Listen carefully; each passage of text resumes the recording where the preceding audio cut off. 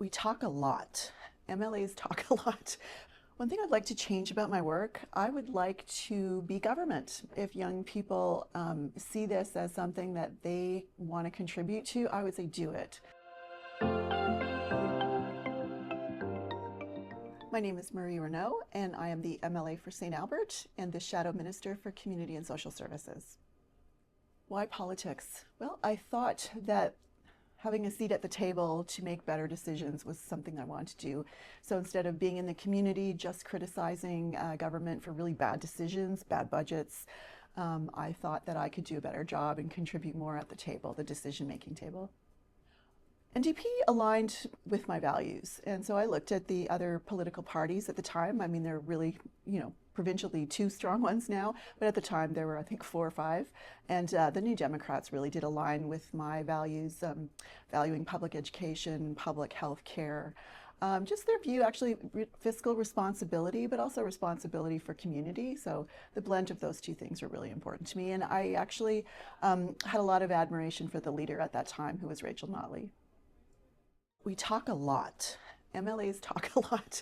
We have almost 2 separate jobs. So we have one as the MLA in our constituency and then one as a legislator. So, half the time we're here at the legislature, we're debating bills, we're passing legislation, debating budget in committee. And then when we're in our constituencies, we're, going to events, representing, but also really important casework. So we're helping our constituents navigate pretty complex provincial programs like WCB, like assured income for severely handicapped, health, things like that. The 2 things I like about my work, I love helping people. I think deep down that is where I get the most joy in my professional life, is helping people. But also, I enjoy the people that I work with. I think we have a really solid team. We have a lot of expertise in a wide range of areas. I mean, I work with a neurologist, I work with lawyers, I work with teachers, I work with business owners, bankers. So it's actually pretty fun that when we look at a topic, we get this really broad range of opinions, I've learned a lot, actually. I love it. One thing I'd like to change about my work, I would like to be government, actually, not be opposition and be government. So that is the plan to change in 2027. Sure, yeah, I think, regrets. I think, if I knew more then what I know now in terms of, maybe how to prepare yourself for loss of privacy or just loss of personal time.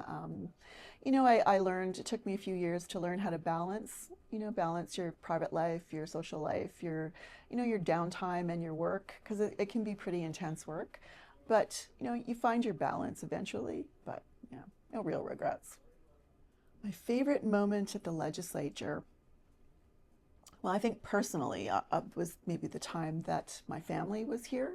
It only happened once and then they moved away. But so that was, for me, was really exciting for them to be there and to be able to introduce them. But my favorite moment, there's so many. I'm not sure. I don't think I have just one moment that sticks out. There's a lot of cool moments that we've had. I think, a moment I'll never forget was the last time Rachel Notley was in the House as our leader. And then, the first time we went into a session with a new leader, Naheed Nenshi. So that was pretty exciting. I probably won't ever forget that. My favorite public interaction? Well, there was a woman that I met, that our office met a couple of years ago. She had just a complication and had both of her legs amputated and was doing quite well, was getting equipment she needed, was training a service dog to actually assist her. And she could not get her electric wheelchair. And she lived in an apartment building that had an elevator that was out of service. And so it was helping her advocate to get that repair done, but also to speed up the order of her electric chair. And if you've ever worked with Aids to Daily Living, which is a program in Alberta for equipment like wheelchairs and things like that, it's not easy to navigate. And I think myself and my staff were able to work with her and work with the program to get her the chair, where she was expecting maybe another 6 to 8 month wait. We were able to do it pretty quickly. And then she was off and running with her dog. Her dog was getting training. She was able to get out of the house, which was pretty special. And a piece of advice for an aspiring politician is do it. I think that if young people see this as something that they want to contribute to, I would say do it. Because we need young people. You may have noticed it's a lot of older people that occupy these jobs, but I think it's really, really important to attract new people, young people from all kinds of backgrounds. And I know every time we add new MLAs that have different backgrounds and maybe younger ones, we just get better debate, better ideas, and it's just really important. I encourage people to do it. I think sometimes we look at politicians like, oh, I could never do that. You know, they must be really special. We're just normal human beings like everybody else. And so maybe demystify that a little bit. Anyone that wants to do this job and I think that has really solid values and ethics and ready to work hard, I think can do this job.